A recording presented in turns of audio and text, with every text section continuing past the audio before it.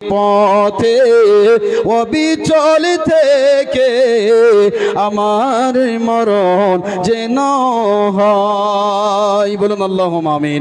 ঈমানের পথে অবিচল থেকে আমার মরণ যেন হয়, তোমারই কাছে মিনতি আমার, হে প্রভু দয়াময়।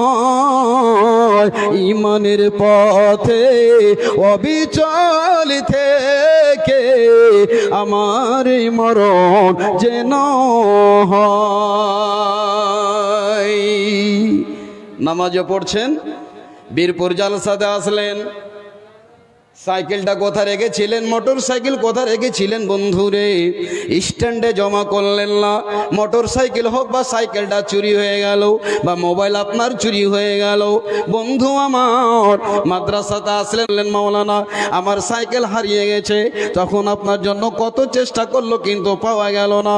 এবার সকালবেলায় আপনি ভাবছেন কেউ আমার সাইকেল বের করে দিতে পারবে না, যদি পারে তো পারে, অমুক নামে কবিরাজ বের করে দিতে পারে। সে হাত চালাবে, সে খুরি চালাবে, সে মন্ত্র পড়বে, আমার সাইকেল বের করে দেবে। ভাই আমার, বন্ধু আমার 1000 টাকা ফি দিয়ে হাত চালিয়ে নিল ওই কাহিনের কাছে, ওই কবিরাজের কাছে। ও মুসলমান, আল্লাহর নবী বিশ্ব নবী বলছেন ওই ধরনের মানুষ যারা ওই কাহিনের কাছে যাবে, ঠিক দেখাতে যাবে, ও কবিরাজ বাবু বলেন তো আমার সাইকেলটা কে নিয়েছে, মোবাইলটা কে নিয়েছে, বালিশের তলায় আমি 10,000 টাকা রেখেছিলাম বাড়িতে কে চুরি করেছে। বিশ্ব নবীজি বলেন ওরে আমার উম্মতেরা, 40 দিনের নামাজ তোমার আল্লাহর কাছে কবুল হবে না, হবে না। সামান্য 2000 টাকা দামের সাইকেলের জন্য গেলেন কার কাছে? কবিরাজের কাছে গেলেন। কবিরাজের কাছে গিয়ে ঈমানকে নষ্ট করলেন। এই ঈমানের কোনো দাম নেই। ঠিক আছে, পুরা করে দিলেন, বুঝতে পারছি। আচ্ছা ঠিক আছে, এটা পরে হবে এলাজ। যাই হোক, তো ঈমানের ওপরে কায়েম থাকতে হবে, যাই হয়ে যাক যেন আমার ঈমান নষ্ট না হয়। এবার ঈমান, এই যে দিন ইসলামের ওপরে যদি আপনি কায়েম থাকেন, 4টা অফার আল্লাহ দিলেন। কাজ হলো 2টা, মুখে স্বীকার করতে হবে যে আমাদের আল্লাহ, আমাদের রব আল্লাহ, এবং ঈমানের ওপরে কায়েম। যতই মুসিবত আসুক ঈমান আমাদেরকে হারাতে হবে না। এবার আল্লাহ তাবারক ওয়া তাআলা বলেন যারা এই ঈমানের ওপরে কায়েম থাকবে, যারা দ্বীনের ওপরে অটল থাকবে, আল্লাহ পাক রব্বুল আমিন বলছেন নাম্বার 1 যেটা ওয়াফার বান্দারা শুনে নাও, তাতানাজ্জালু আলাইহিমুল মালাইকা। আল্লাহ বলছেন মুমিনিরে, তোমাদের যদি ঈমান পাক্কা থাকে, মজবুত থাকে, এবং তোমরা রবকে এক বলে স্বীকার করে থাকো, আমি আল্লাহ তোমাদের ওপরে ফারিস্তা দিয়ে আমি আল্লাহ হেফাজত করাবো। বলুন সুবহানাল্লাহ। ভাই আমার, বন্ধু আমার, একটা তাফসীর মনে পড়ে গেল, 2 মিনিটে বলে শেষ করছি, বুঝতে পারবেন। একজন গরিব মানুষ ইরাক থেকে জায়দানি, জায়দানি থেকে ইরাক প্যাসেঞ্জারকে নিয়ে যায়। যেমন আপনার মনে করেন না তৈয়বপুর থেকে ছত্তরগাছ, ছত্তরগাছ থেকে নিয়ে আপনার তৈয়বপুর বা ঠাকুরগঞ্জ, এই যে টুকটুকিতে আর সিএনজি গাড়িতে, টেম্পুতে করে প্যাসেঞ্জার নিয়ে যায়। একজন গরিব মানুষ, বন্ধু আমার, ইরাক থেকে জায়দানি যায় আর জায়দানি থেকে ইরাক যায়। হঠাৎ করে ওই ঘোড়া গাড়িতে একদিন হঠাৎ করে 2-4 জন গুন্ডার দল উঠেছে। গুন্ডার দল উঠেছে, বলছে ভাই চলো।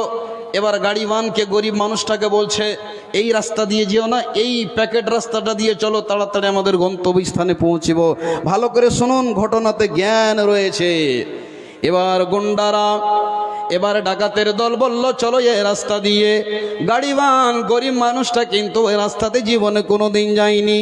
যেতে যেতে যেতে যেতে এমন একটা জায়গাতে ওই ডাকাতের দল নিয়ে গেল, যেখানে দেখছে কোনো মানুষ নাই, জন নাই, গাছ নাই, পালা নাই, একবারে ধুধুকার মরুভূমি। বন্ধু আমার, দেখে যেন ওই গাড়িওয়ান গরিব রব্বুল আলামিন গো কোন জায়গায় পৌঁছিলাম যেখানে কোনো মানুষ নাই, জন নাই। এবার ওই ডাকাতের দল তখন বলছে, ওরে আল্লাহর বান্দা, ও গাড়িওয়ান, শুনি নাও, শুনি নাও, তুমি তোমার মনের কামনা বাসনা যা আছে তুমি বলো, এখনই আমরা পুরা করে দেব, তুমি কি চাইছো চাও। এবার লোকটা হতভম্ব, হায় আল্লাহ, আমার গাড়িতে কোন এমন প্যাসেঞ্জার পেলাম, এ ধরনের কথা তো জীবনে কোনোদিন শুনিনি। এবার ডাকাতের দল বলল, ওরে আল্লাহর বান্দা, আমরা তো হলাম সেমনই মানুষ, মানুষকে যখন পিয়াস লাগে, পিপাসিত হয়, তখন তারা পানি পান করে নিজের তৃষ্ণা নিবারণ করে। আমাদেরকে যখন পিয়াস লাগে, আমাদেরকে যখন তৃষ্ণা লাগে, তখন মানুষকে জবাই করে তার রক্ত পান করে আমরা তৃষ্ণা নিবারণ করি। বলুন সুবহানাল্লাহ। এই কথা শোনার পর এবার যেন ওই গাড়িবান যেন থরথর করে কাঁপতে শুরু করেছে, মনের ভিতরে ভয় এসে গেল। আল্লাহ রব্বুল আলামিন গো, মনে হয় যে জায়গা থেকে আর বাড়ি ফিরে যেতে পারবো না। বিবি অপেক্ষা করবে, ছেলে অপেক্ষা করবে, সন্ধ্যা হয়ে গেলে ছেলেরা আমার ইন্তজার করবে। আল্লাহ তাবারক ওয়া তাআলার কাছে দোয়া করছেন, মালিক আল্লাহ, তুমি যাকে বাঁচাবে কেউ পৃথিবীতে মারতে পারবে না। এই আশা আবাদ রেখে যেন এবার ওই বান্দাটা যেন নামাজ শুরু করে দিয়েছে। ও মুসলমান, এবার ওই গাড়িওয়ান বলছে, ভাইয়া রে, পৃথিবী থেকে যদি আমাকে চলে যেতে হবে তো আমার রবের সাথে একটু কথা বলতে দাও, দেখা করতে দাও। বলুন সুবহানাল্লাহ। লোকটা এবার খুব করজোড়ো হয়ে আবেদন জানালো, আমাকে শেষের বেলায় আমি বিবির মুখ দেখতে চাই না, ছেলের মুখ দেখতে চাই না, একটু আমাকে আল্লাহর সাথে কথা বলতে দাও। বলুন সুবহানাল্লাহ। এবার ওই গরিব মানুষ নামাজে দাঁড়িয়েছেন, নামাজে দাঁড়িয়ে শুরু করে দিয়েছেন। আল্লাহ পাক রব্বুল আলামিন সূরা নামালের ভিতরে আল্লাহ বলেছেন, বিসমিল্লাহির রহমানির রহিম, আম্মা ইউজিবুল মুজতাররা ইদা দাআহু ওয়া ইয়াকশিফুস সুআ। যখনই বারবার আয়াতটা পড়ছে, আল্লাহ সাত আসমানের উপর থেকে আর সাজিম থেকে যেন এই দশা দেখছেন। এই দৃশ্য দেখে ভাই আমার ওই গুন্ডার দলেরা যেন খোলা তরবারি নিয়ে দুই দিকে দাঁড়িয়ে আছে। যখনই সালাম ফিরবে সঙ্গে সঙ্গে তলোয়ার গলায় চালিয়ে দেব, আর যখনই সালাম ফিরা হবে গলাকে তার শিরচ্ছেদ করে দেব। বন্ধুরে, এবার ওই আল্লাহর বান্দা ডান দিকে সালাম ফিরেছে, বাম দিকে সালাম ফিরা হয়নি। আল্লাহ আর ফারিস্তা এসে ওই মুমিন বান্দাটার এমনভাবে সহযোগিতা করলেন যেন তরবারি দিয়ে ওই ডাকাতের দলগুলোকে কলার গাছ কাটা করে যেন কেটে ফেলে দিয়েছে। একবার বলুন সুবহানাল্লাহ। সালাম ফিরার পর এবার বলছে, ও আল্লাহর বান্দা, তুমি কোথায় থেকে এসেছো? এবার সে বলছে, আমি আল্লাহর বান্দা নয়, আমাকে আল্লাহ তোমার মদদ করার জন্য আমাকে পাঠিয়েছেন। ওগো আল্লাহর বান্দা, শুনি নাও, যখনই আল্লাহ রাব্বুল আলামিনের ভয় অন্তরে থাকবে, আমার আল্লাহ বলছেন, বান্দারে, আমি তোমার জন্য সহযোগিতা করে দিব। বলুন আলহামদুলিল্লাহ।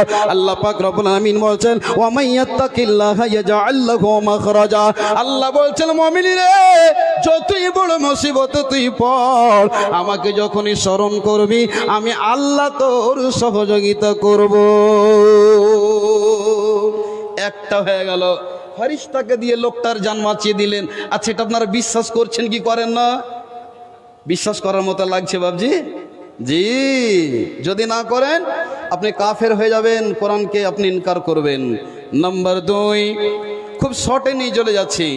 আল্লাহ পাক বলছেন, আল্লাহ তাখাফু, তোমরা ভয় করিও না, ভয় নাই তোমাদের জন্য। ও মুসলমান মুমিনিরে, তোমরা যদি আল্লাহকে এক বলে বিশ্বাস করে থাকো এবং নিজের ঈমানকে ঠিক করে রাখতে পারো, তোমাদের কোনো ডর নাই, কোনো ভয় নাই। নবীজি যখন দিনের দাওয়াত দিলেন, নবীজি যখন দিনের দাওয়াত দিলেন, চট করে আমি ঘটনাটা বলে শেষ করছি। নবীজি যখন দাওয়াত দিলেন, মানুষকে জ্বলন হলো যে এই ইয়াতিম, যার মা নাই, বাপ নাই, চাচার বাড়িতে মানুষ হয়েছে, এই লোকটা আবার দিনের কথা বলছে, আমাদের বাপ দাদার ধর্মকে মিটিয়ে দেওয়ার চেষ্টা করছে। তারা একটা কৌশল আঁকলো, মিটিং ডাকলো। কোথায়? দারুন নাদওয়া। মোহাম্মদকে হয়তো দেশ থেকে তাড়িয়ে দে, কেউ বলছে মোহাম্মদকে চিরজীবনের মতো একটা ঘরের ভিতরে কায়েদ করে রাখ, কেউ বলছে না মোহাম্মদকে জীবন থেকে মেরে শেষ করে দে, না থাকবে বাঁশ না বাজবে বাঁশি। অবশেষে বন্ধু আমার এটাই তাদের রায় পাশ হলো, মোহাম্মদকে দুনিয়া থেকে বিদায় করতে হবে।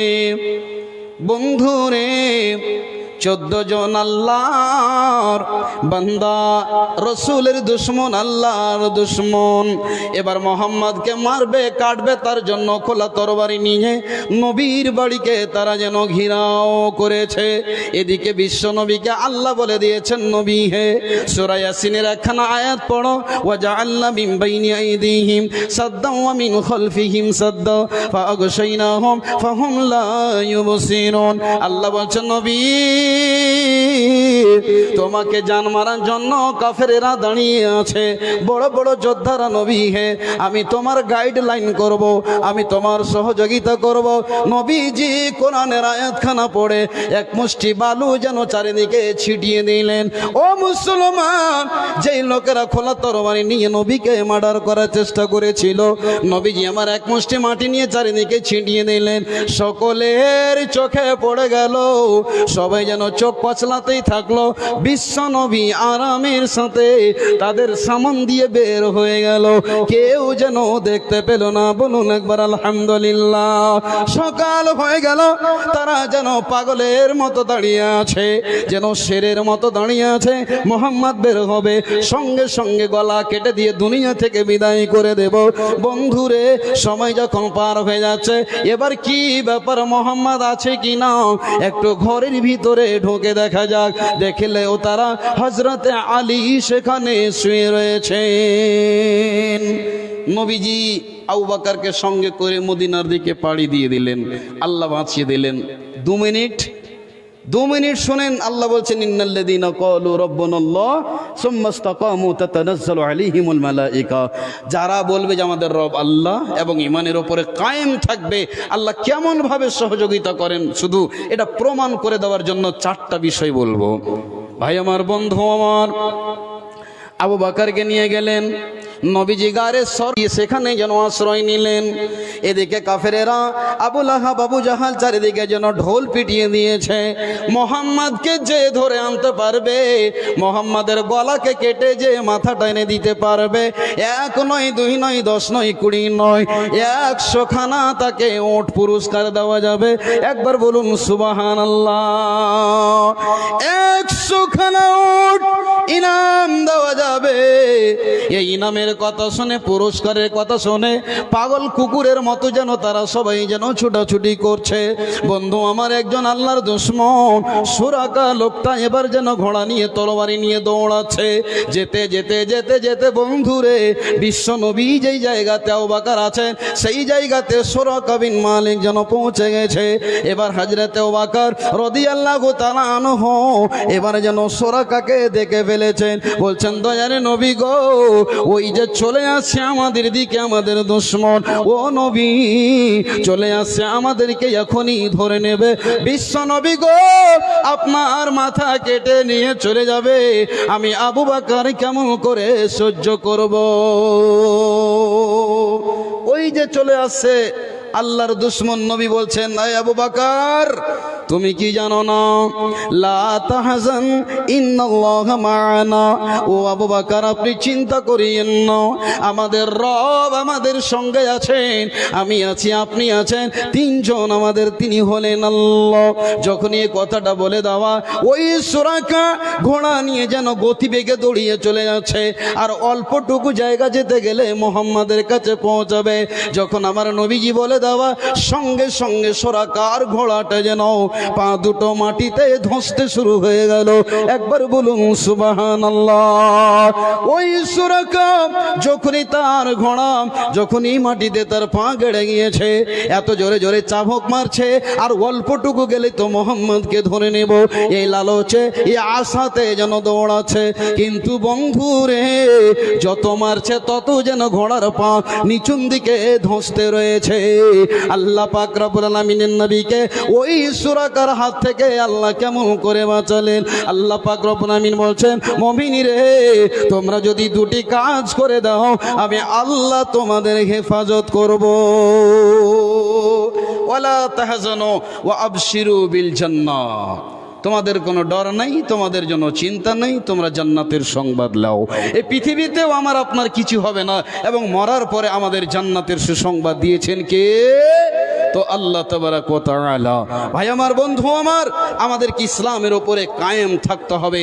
যে ইসলামে কায়েমে থাকার জন্য সাহাবাদের উপরে নির্যাতন, নিপীড়ন। হোটেল খোলা আছে, যাদের খাওয়ার দরকার আছে যান খেয়ে আসেন। হোটেল খোলা আছে, যাদেরকে যারা খিদা পেয়েছেন যান খেয়ে এসে আবার স্টেজে বসেন। তো ভাই আমার, বন্ধু আমার, আল্লাহ বলছেন ওয়াবশিরু বিল জান্নাহ। তো জান্নাত কে পাবে? আল্লাহ তাবারাক ওয়া তাআলা বলছেন, বিসমিল্লাহির রহমানির রহিম, الذين يقيمون الصلاة ومما رزقناهم ينفقون। ও মুসলমান আমার, আল্লাহ তাবারাক ওয়া তাআলা বলছেন, বান্দারে, যারা নামাজ কায়েম করলো এবং আমি যাদেরকে দৌলত দিয়েছি, মাল দিয়েছি, টাকা দিয়েছি, পয়সা দিয়েছি, ওই আমার দেওয়া মাল থেকে যারা আমার রাস্তায় খরচ করবে, আল্লাহ বলছেন তারাই হলো আল্লাহর মুমিন বান্দা। ও মুসলমান, এ দিনের ওপরে কায়েম থাকা অত সহজ নয়। যেই দিনের জন্য হযরতে বিলালকে এত নির্যাতন করা হলো, কিন্তু বন্ধুরে জীবিত থাকা অবস্থায় বেলাল জান্নাতের সংবাদ পেয়েছেন, জান্নাতে ঘুরেছেন। মা আসিয়া জীবিত থাকা অবস্থায় জান্নাতের আল্লাহ রাব্বুল আমিন দেখিয়েছেন। মা মারিয়াম জীবিত থাকার অবস্থায় আল্লাহ জান্নাতের ফল তাকে খাইয়েছেন। ও মুসলমান, আমাদের ঈমান হলো কেমন? একটা কচুর পাতের ওপরে পানি রেখে দিলে যেমন হয়, তেমনই আমার আপনার ঈমান। এরকম ঈমান নিয়ে দাবি করিয়েন না। একটা ঈমানের কথা বলে আমার আসল উদ্দেশ্য দিকে চলে আসছি, যেটা হচ্ছে মাদ্রাসা, নিজামিয়া মাদ্রাসা।